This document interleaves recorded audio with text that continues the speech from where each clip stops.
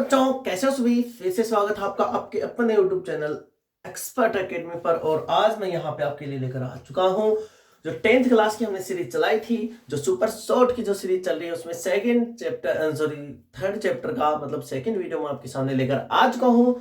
तो वीडियो के लास्ट तक बने रहिएगा। चलिए देखते हैं प्रीवियस ईयर के क्वेश्चन। आपका जो 3 का चैप्टर है linear equation with two variables, दो चरों वाले रैखिक समीकरण, यहाँ से कौन कौन से क्वेश्चन पहले एग्जाम में पूछे गए हैं। और मैं ध्यान से बता दूं, फिर से सुन लेना कि क्वेश्चंस रिपीट होते हैं भाई, रिपीट होते हैं तो बिल्कुल ध्यान से समझना सभी क्वेश्चनों को, एक भी क्वेश्चन आपको छोड़ना नहीं है। दो अंकों वाली एक संख्या जिसमें इकाई का अंक x है और दहाई का अंक y है।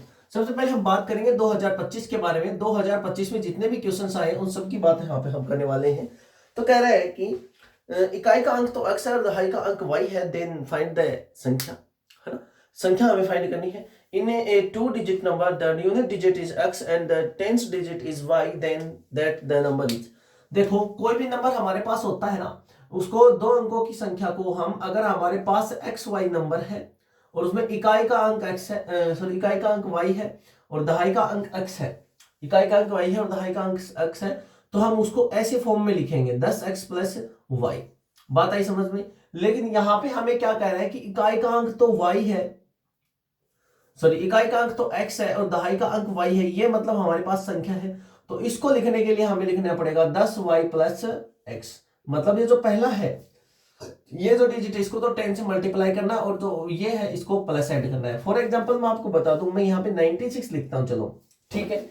96 में क्या लिखूंगा मैं, अगर इसके अकॉर्डिंग इसको लिखता हूं तो 96 को मेरे को क्या लिखना पड़ेगा, 10 इंटू में 9, सिंपल है, 10 इंटू में 9 प्लस 6। तो देखो यही फॉर्म आई या नहीं आई, अरे यही रूप आया नहीं आया। तो जो क्वेश्चन एग्जाम में आया था उसके लिए आपको लिखना पड़ेगा 10y plus x, 10y plus x. बिल्कुल ध्यान से समझ लेना, किसी भी क्वेश्चन में आपको प्रॉब्लम नहीं आएगी, ठीक है। चलिए अगला क्वेश्चन की बात करते हैं। के किस मान के लिए समीकरण का कोई हल नहीं होगा। भाई ये जो क्वेश्चंस आएंगे के वैल्यू वाले, के की वैल्यू वाले क्वेश्चंस आप ध्यान में रखो। दो तरीके से पूछे जा सकते हैं, ठीक है। कैसे पूछे जा सकते हैं, किस तरीके से पूछे जाएंगे कि जैसे अभी कल हमने equation number sorry chapter number 2 पढ़ा था, है ना। चैप्टर नंबर 2 के क्वेश्चंस देखे थे, तो उसमें क्या था, उसमें ध्यान से देखो कि आपको एक समीकरण दिया गया था और उसमें ये बोल दिया गया था कि ये इसका एक शून्यक है तो के की वैल्यू फाइंड करो, ऐसा क्वेश्चन था, है ना। तो एक तो के की वैल्यू वो क्वेश्चन आ सकता है, दूसरा आज मैं जो करवाने वाला हूं ये, और तीसरा आएगा 4 के चैप्टर से, तीसरा आएगा 4 के चैप्टर से। ऐसे के की वैल्यू के फाइंड करने के लिए हमारे पास 3 तरीके से क्वेश्चंस आ सकते हैं और तीनों को हम समझेंगे, ठीक है। के की केस मान के लिए हमें समीकरण जो दिया गया है वो देखो ध्यान से, क्या दिया गया है, x प्लस वाई बराबर 4, x plus Y is equal to 4, और दूसरा हमें दिया गया है 2x प्लस के वाई माइनस 3, माइनस 3 को इधर कर लो इक्वल टू 3। ये हमें समीकरण दिया गया था, का कोई भी हल नहीं होगा, का कोई भी हल नहीं होगा। For which value of the K linear pair x plus Y minus 4 and kx plus sorry 2x plus ky is equal to 3 has no solution। ध्यान से देखो, अभी इसको समझते हैं। हमारे पास एक कंडीशन होती है, यदि हमारे पास कोई दो लीनियर इक्वेशन दिए गए हैं a1x plus b1y plus c1 बराबर 0, दूसरा आएगा हमारे पास a2x plus b2y plus c2 बराबर 0, है ना। a1 a2 b1 b2 c1 c2 की कंडीशन में आपको पहले भी एक वीडियो में करवा चुका हूं, ध्यान से उसको देख लेना, नहीं देखा तो। हमारे पास क्या कंडीशन होगी इसकी, a1 बटे में a2, b1 बटे में b2 और c1 बटे में c2, पहली कंडीशन। दूसरी क्या आएगी, a1 बटे में a2, b1 बटे में b2 और c1 बटे में c2 नॉट इक्वल टू नहीं है। ये हो भी सकता है, नहीं भी हो सकता, दोनों चीजें हैं, ठीक है ना। ये हो भी सकता है और नहीं भी हो सकता, दोनों बातें इसमें पॉसिबल है, तो हम इसको हटा देते हैं, कोई पचोड़ नहीं है इसका, ये ध्यान से देखो। अगला आएगा a1 अपॉन में a2, b1 अपॉन में b2 इक्वल है लेकिन नॉट इक्वल है c1 अपॉन में c2 के। 3 कंडीशन आ गई हमारे पास, इनके जो कोफिशिएंट है इनके रेशियो की, ठीक है ना, रेशियो की कंडीशन आ गई। चलो, जब a1 a2 b1 b2 c1 c2 तो दिया गया है तो कोलिनियर होते हैं भाई, कोलिनियर होते हैं, कंसिस्टेंट होते हैं, ये बोल देंगे, है ना। मतलब क्या है मेरे कहने का कि एक लाइन है उसी के ऊपर दूसरी लाइन है। बात आ रही समझ में मेरी सभी को? एक लाइन जो होगी उसी के ऊपर दूसरी लाइन होगी, मतलब हम इनको बोल देंगे कोइंसिडेंट। हिंदी में बोल देंगे समपाती बोल देंगे भाई। क्या बोल देंगे? समपाती या समरेखीय रेखा बोल देंगे। अच्छा, हम इसके सॉल्यूशन कितने होंगे? मेनी सॉल्यूशन होंगे, मेनी सॉल्यूशंस हो जाएंगे इसके। ठीक है, मतलब बहुत सारे, अनंत या बहुत सारे, कई सॉल्यूशन हम इसके होने वाले हैं। अच्छा, ये लाइन देख लो, जब a1 a2 b1 b2 not equal है तब वो लाइन होंगी इंटरसेक्टिंग।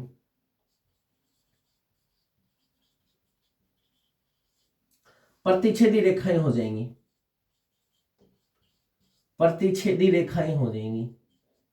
बात आई समझ में? प्रतिच्छेदी रेखा हो जाएंगी। अच्छा, प्रतिच्छेदी रेखा की कंडीशन में only two solution, sorry only one solution.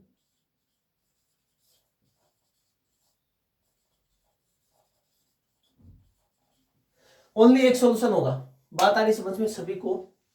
ठीक है, तो सॉल्यूशन के बारे में ही यहां पे हम बात करने हैं।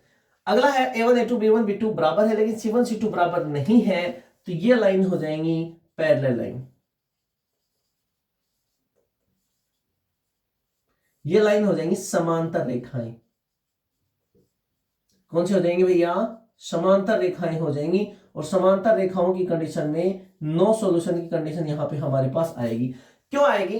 क्योंकि जब दो लाइन इंटरसेक्ट करती हैं तभी सॉल्यूशन माने जाते हैं उसके। इस पॉइंट के जो कोऑर्डिनेट्स आएंगे वही उसके सॉल्यूशन माने जाएंगे। अब ये लाइन तो इंटरसेक्ट कर नहीं रही, इंटरसेक्ट नहीं कर रही तो उसके सॉल्यूशन भी नहीं होंगे। समझ गए? पहले लाइन ऐसे जाएंगी, एक लाइन ऐसे जाएगी, एक लाइन ऐसे जाएगी, और जब ये लाइन ऐसे जाएंगी तो इंटरसेक्ट नहीं करेंगे, इंटरसेक्ट नहीं करेंगे तो कोई सॉल्यूशन नहीं होगा।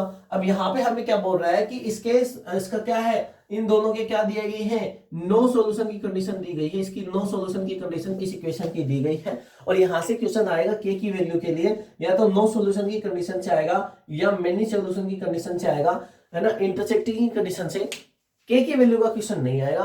मैं आपको बार बार बता रहा हूं, ये जो अभी टेबल छोटी सी चीजें मैंने लिखी हैं बहुत ज्यादा इंपॉर्टेंट है एग्जाम के लिए, बहुत ज्यादा इंपॉर्टेंट है। बहुत बार आया हुआ है यहां से क्वेश्चन, है ना। के की वैल्यू का क्वेश्चन तो बहुत बार आ चुका है। ठीक है भैया, चलो बात करते हैं तो इनके बारे में। अब हमें यहां पे पता है कि जब नो सॉल्यूशन की कंडीशन होती है तो a1 अपॉन में a2 इक्वल होता है b1 अपॉन में b2 के। c1 c2 का कोई फंडा नहीं है, इसको हटा देंगे। ठीक है, अच्छा a1 की वैल्यू क्या है? अब देखो x का कोफिशिएंट होता है a1, यहाँ पे x का कोफिशिएंट a1। अब a1 की वैल्यू है नहीं तो यहाँ पे क्या जाएगा 1 अपॉन में a2 की क्या है 2 बराबर, b1 की क्या है 1, a2 की क्या है k। क्रॉस मल्टीप्लाई कर दो, क्रॉस मल्टीप्लाई करोगे तो k की वैल्यू आपके पास कितनी आ जाएगी? निकलकर 2 आ जाएगी। और यही क्वेश्चन आया था आरबीएससी बोर्ड 2025 में। बात आई समझ में? देखो फंडा कितना है, छोटी सी टेबल याद करनी है आपको। आपका 1 या 2 नंबर कंफर्म है भैया, डन है, डन है, डन है, 100% कह रहा हूं, 100% डन है। एग्जाम में क्वेश्चन आएगा यहां से, बसरते आपको तैयारी अच्छी रखनी है, टेबल को याद करके जाना है। अगला है विलोपन विधि का उपयोग करके निम्नलिखित समीकरणों को हल कीजिए। विलोपन विधि का यूज करना भाई, एलिमिनेशन मेथड का यूज करके हमें इन समीकरणों का आंसर फाइंड करना है। बिल्कुल कर देंगे, नो टेंशन, कोई झंझट की बात नहीं है ना। चलिए करते हैं। क्वेश्चन हमारा दिया गया है 3x plus 5y is equal to 7। तीसरा क्वेश्चन आरबीएससी बोर्ड का 3x plus 5y is equal to 7। और आने वाला है 6x plus y is equal to -4। चलो, इलिमिनेशन मेथड का मतलब क्या होता है कि हमें इनमें से एक को इलिमिनेट करना है। इलिमिनेट का मतलब यहां से खत्म करना है। अब खत्म करने के लिए हमें इनके कोफिशिएंट बराबर बनाने होंगे, या तो इसका कोफिशिएंट बराबर बनाना होगा, इसके कोफिशिएंट बनाना, मतलब या तो x के कोफिशिएंट बराबर बना लो दोनों इक्वेशंस में, या y के कोफिशिएंट बना लो, है ना। तो हम इसको नाम दे देंगे इक्वेशन नंबर फर्स्ट, इसको नाम दे देंगे इक्वेशन नंबर सेकंड, एंड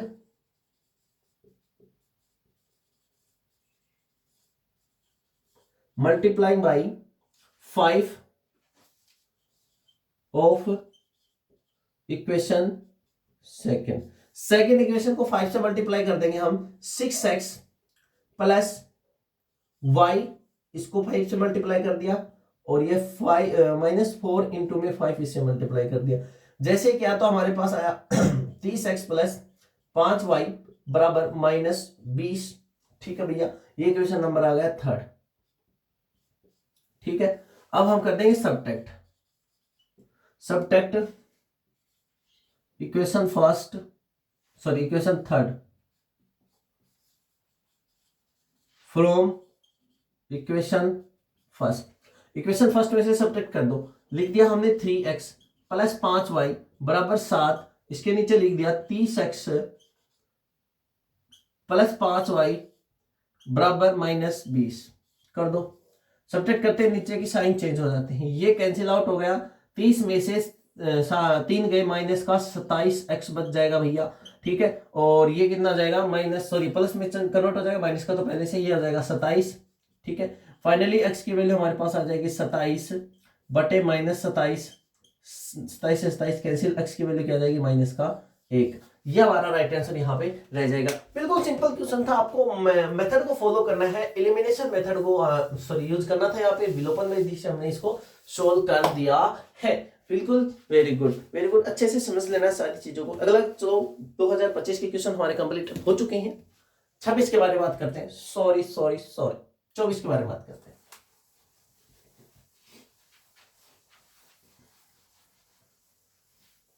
बहुत सिंपल क्वेश्चन आएंगे भाई, बहुत सिंपल। अब मैं आपको बता रहा हूं, मैं क्वेश्चन बता रहा हूं कि भाई प्रीवियस ईयर में ये क्वेश्चन आया, तो मतलब क्वेश्चन को जब देख रहे हैं तो हमें लग रहा होगा कि भाई इतने आसान क्वेश्चन एग्जाम में आते हैं, है ना, और अंदर से घबराहट भी होती है। तो मैं आपको बता दूं कि पीछे के प्रीवियस ईयर के क्वेश्चन अगर हम सोल्व कर लेते हैं तो हमारा कॉन्फिडेंस जो है वो ऑटोमेटिक बूस्ट हो जाता है। क्यों? क्योंकि हमें पता चल जाता है कि भाई एग्जाम में ऐसे क्वेश्चन आएंगे, और जब ऐसे क्वेश्चन को हम सोल्व कर लेते हैं, मान लो प्रीवियस ईयर में आया हुआ क्वेश्चन, कोई 2025 में आया हुआ क्वेश्चन, उस चैप्टर को आपने पढ़ लिया, और उस चैप्टर का क्वेश्चन जब प्रीवियस ईयर में देखा तो आपने उसको सोल्व भी कर लिया। अब सोल्व कर लिया तो आपके अंदर ऑटोमेटिक कॉन्फिडेंस आ जाएगा कि मैं प्रीवियस ईयर के क्वेश्चंस जो है वो सोल्व कर पा रहा हूं, उनको निकाल पा रहा हूं, तो आप कॉन्फिडेंस से भर जाओगे, है ना। देखो, यदि पहली संख्या x का 2 गुना दूसरी संख्या y के 7 गुने से 5 कम है तो इसको रैखिक समीकरण में बताना था। सिंपल है, क्या था भाई, पहली संख्या, मान लिया कि हमने x पहली संख्या दिया भी गया है हमें, x है, दूसरी संख्या y है। अब पहली संख्या का कितना गुना भैया, 2 गुना, तो पहली संख्या का 2 गुना कर दिया। दूसरी संख्या y के 7 गुणे से, दूसरी संख्या y के 7 गुणे से 5 कम है, बस हो गया ये समीकरण। अब इसको इधर लाना चाहते हो तो लिख दो 2x माइनस 7y प्लस 5 बराबर 0, ये हमारा आंसर हो जाएगा। बिल्कुल सिंपल क्वेश्चन, 1 नंबर का आएगा। ऐसे रखे मिलेंगे आपकी, तो हिम्मत होनी चाहिए उन क्वेश्चनों को सॉल्व करके नंबरों को उठाने की, ठीक है। अगला देखो, रैखिक समीकरण युग्म x प्लस वाई बराबर 14 और x माइनस वाई बराबर 4 को सोल्व कीजिए। 5 का क्वेश्चन है हमारा ये, x प्लस वाई बराबर 14 और x माइनस वाई बराबर 4 को सोल्व करना था। एलिमिनेशन लगा देंगे, डायरेक्ट माइनस कर देंगे, कैंसिल हो जाएगा। 2x बराबर आ जाएगा 18 और x की वैल्यू कितनी आ जाएगी, 9 आ जाएगी भैया। x की वैल्यू 9 आएगी तो y की वैल्यू कितनी आ गई, 9 में कितने जोड़ेंगे, जब 14 आएंगे, 9 में 5 जोड़ देंगे तो 14 आ जाएंगे, तो y की वैल्यू 9 आ जाएगी आपके पास 5। सिंपल है भाई, सिंपल है। मतलब करना कैसे है कि ये जो x की वैल्यू है ना, ये आप इस इक्वेशन में पुट कर दो। कर दोगे कैसे, ऐसे 9 प्लस वाई बराबर 14 और इधर ले जाओगे तो y बराबर 14 माइनस 9, फाइनली आपके पास आंसर आ जाएगा 5। सिंपल है ना। थोड़े बहुत मैं आपके ऊपर भी छोड़ूंगा, तो ये मत सोचना कि भाई सर ने तो कंप्लीट कॉन्सेप्ट नहीं बताया। कॉन्सेप्ट मैं आपको कंप्लीट बताऊंगा, लेकिन सॉल्यूशन करना मैं आपके ऊपर छोड़ दूंगा, तो वो आप घबराना मत, ठीक है। चलो तो भैया,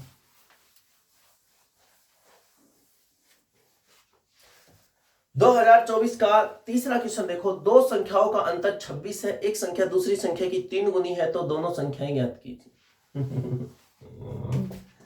चलो देखते हैं।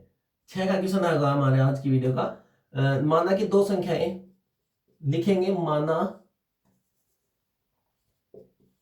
दो संख्याएं x तथा y है। सिंपल है, मान लिया x तथा y है। अब कह रहा है कि दो संख्याओं का अंतर 26 है, तो x minus Y equal to 26 है। समीकरण नंबर 1 आ जाएगा, ठीक। अगला कह रहा है हिंदी में, इंग्लिश में भी सुनो, the difference of two numbers is 26 and one number is 3 times the other number then find the numbers. x जो है वो y का 3 टाइम्स है, इक्वेशन नंबर सेकंड। अब ये वैल्यू इसमें सब्स्टिट्यूट कर दो, ये वैल्यू इसमें रख दो, रख दिया 3y minus Y is equal to 26। यहां पे लिख देंगे from equation first and second, समीकरण 1 व 2 से, समीकरण 1 व 2 से हम यहां पे आपको पहुंच जाएंगे। आ जाएगा हमारे पास 2y इज इक्वल टू 26 और y की वैल्यू हमारे पास कितनी आ जाएगी भैया 13, हमारे पास y की वैल्यू आ जाएगी। अब y की वैल्यू 13 है तो x की वैल्यू कितनी आ जाएगी 39 आ जाएगी। इससे फाइंड कर देंगे, है ना, 3 से मल्टीप्लाई कर देंगे ना y को, तो हमारे x मिल जाएगा। सिंपल क्वेश्चन था, 3 या 4 नंबर का क्वेश्चन आया था, 3 या 4 नंबर का क्वेश्चन आया था। ठीक है, चलिए आगे बात करते हैं। 2023 तक हम पहुंच चुके हैं और 2023 में बच्चों मैं आपको बता दूं पैटर्न चेंज हो जाएगा। 2024 से पैटर्न चेंज हो गया क्योंकि 2023 में ग्राफ आती थी, लेकिन जो 2024 का पेपर आया आरबीएससी बोर्ड का, उसमें सिलेबस चेंज हो चुका था और एनसीईआरटी से ग्राफ के क्वेश्चंस हट चुके थे। चैप्टर नंबर 3 से ग्राफ हट चुकी थी, इसलिए ग्राफ अभी नहीं आ रही है।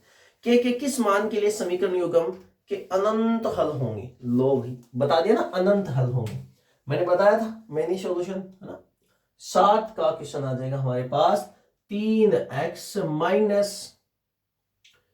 2y इज इक्वल टू 0 और दूसरा इक्वेशन था हमारे पास kx plus 5y is equal to 0। कर लो। अब जब अनंत हल होने की बात होती है तो हमारे पास होता है a1 अपॉन में a2, b1 अपॉन में b2 और c1 अपॉन में c2। अब c1 c2 तो है नहीं, b1 b2 की बात करेंगे वो तो 0 दिया गया है ना। 3 बटे में k बराबर 2 माइनस 2 बटे में 5, क्रॉस मल्टीप्लाई कर दो भैया, 5 दिया 15 बराबर माइनस का 2k। ठीक है, के की वैल्यू क्या आ जाएगी -15 बटे में 2, के की वैल्यू क्या आ जाएगी माइनस का 15 बटे में 2। ठीक है, ये आंसर आ जाएगा हमारा। ठीक है, चलो देखो आगे, अगला क्वेश्चन देखो।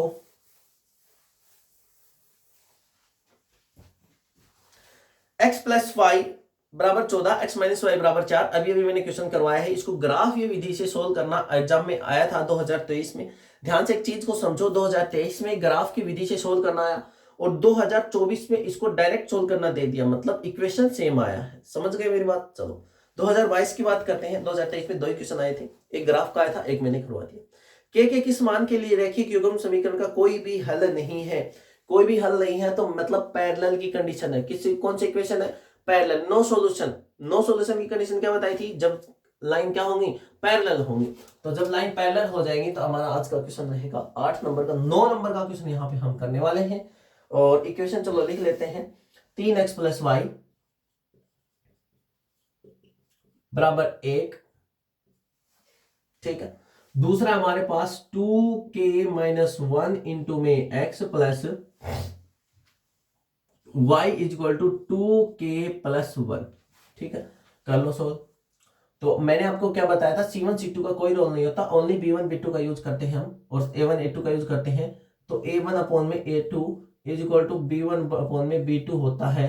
किसके लिए भाई, नो सॉल्यूशन की कंडीशन में। नो सॉल्यूशन की कंडीशन में ये चीज अप्लाई हो जाएगी। चलो कर दो, 3 हो जाएगा 2k minus 1 is equal to 1 upon में 1। कुछ नहीं है, y के मल्टीप्लाई में कुछ नहीं है, कोई दिक्कत नहीं। कर दो क्रॉस मल्टीप्लाई, इसको इससे मल्टीप्लाई, इसको इससे मल्टीप्लाई, 2k माइनस 1 बराबर 3। ठीक है, तो 2k is equal to 3 plus 1 कितना हो जाएगा, 4 हो जाएगा और k की वैल्यू हमारे पास कितनी आ जाएगी, 2 आ जाएगी। इधर जगह जाकर डिवाइड कर देंगे और k की वैल्यू कितनी आ जाएगी, 2 आ जाएगी। ये क्वेश्चन आया था 2022 में। 2022 का क्वेश्चन आपके सामने है। ठीक है भैया, चलो आगे बात करते हैं क्वेश्चन नंबर 10 की। लिखा है कि रैखिक युग्म समीकरण a1 a2 b1 b2 और c1 c2 sorry a1x plus b1y plus c1 तथा a2x plus b2y plus c2 के लिए यदि कंडीशन दी गई है, हमें कंडीशन हमें दी गई है। देखो ये हमें इक्वेशन दी गई a1x b1y C1 sorry plus C1 बराबर 0। ये अगला क्वेश्चन हमारा 10 नंबर का है ना। A2x plus B2y plus C2 बराबर 0। डायरेक्ट हमारी जो टेबल है वहां से क्वेश्चन को पुटअप किया गया है, टेबल से क्वेश्चन को पुटअप किया है। बोल रहा है कि A1 बटे में B1 और A2 बटे में B2, C1 बटे में C2 बराबर है, तो वो लाइंस क्या होंगी।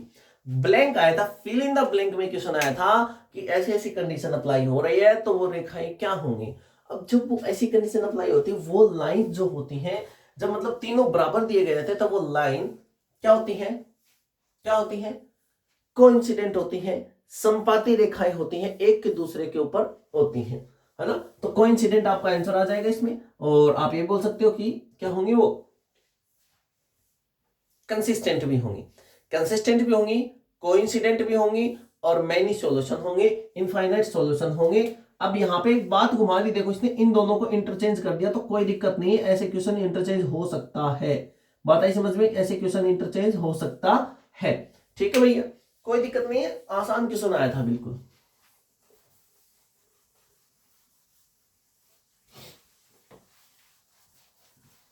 चलो अगले क्वेश्चन की बात करते हैं। 5 पेंसिल 7 पेन का मूल्य 50 है। मान लिया कि पेंसिल का मूल्य कितना है, मान लेंगे पेंसिल का कितना है भैया, x है, पेन का कितना है, y है। ठीक है, तो 5 पेंसिल मतलब 5x और 7 पेन 5y, 7y बराबर कितना है, 50 है। Equation number first. अगला है 7 पेंसिल और 5 पेन का मूल्य 46 है। 7 पेंसिल और 5 पेन का मूल्य 46 है। सिंपल इनको इक्वेशन के रूप में कन्वर्ट करना था, कर दिया, बस बात खत्म। इक्वेशन के रूप में कन्वर्ट करना था, बस इतना ही करना था। इस क्वेश्चन में दिया गया था और इक्वेशन बनाने थे, इक्वेशन हमने बना दी। अगर बाय चांस ये भी बोलता कि पेंसिल के और पेन की वैल्यू फाइंड करो, मूल्य ज्ञात करो उनका, तो आप किसी भी मेथड से, सब्स्टिट्यूशन से या विलोपन से, है ना, प्रतिस्थापन से या विलोपन से आप इसके आंसर फाइंड कर सकते थे, है ना। एलिमिनेशन से बता रहा हूं, ठीक है। चलो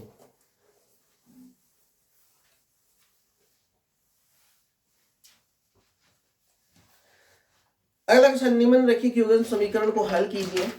हल करना आया था समीकरण, सिंपल था, x माइनस 3y। अभी जो क्वेश्चन आ चुके हैं आपके सामने, 2022 के क्वेश्चन हमारे चल रहे हैं। क्वेश्चन नंबर 12 का हमने किया, तो x माइनस 3y बराबर 7 तथा x प्लस 4y बराबर 14। इन समीकरणों को सोल्व करना आया था भाई। किसी भी तरीके से कर सकते हो आप, एलिमिनेशन ही अपना लो। जब आपको कोफिशिएंट सेम मिल रहे हैं तो आप एलिमिनेशन कर सकते हो। x माइनस 3y बराबर 7 और x प्लस 4y equal to 14। Minus minus minus cancel किया, माइनस और माइनस कितना हो जाएगा, प्लस हो जाएगा। 4 और 3 7, तो माइनस का 7y, माइनस का 14 प्लस का 7 माइनस का 7। y की वैल्यू हमारे पास कितनी आ जाएगी, 1 आ जाएगी। माइनस से माइनस कैंसिल, 7 से 7 कैंसिल, y की वैल्यू 1 आ जाएगी।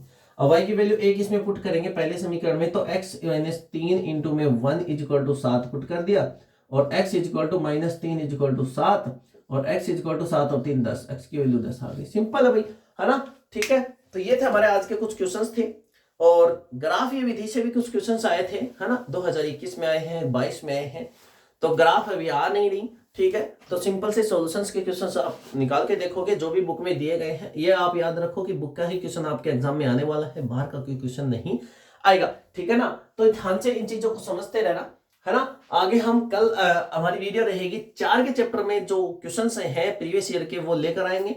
ठीक है, तो बिल्कुल ध्यान से वीडियोज को देखना, अपने फ्रेंड्स के साथ शेयर कर देना, ताकि हमें भी मोटिवेशन मिले कि भाई बच्चे हमारे वीडियो देख रहे हैं, लाइक कर रहे हैं, ताकि हम और वीडियो और कंटेंट में आपके लिए लेकर आने की कोशिश करूं। ठीक है, थैंक यू, धन्यवाद।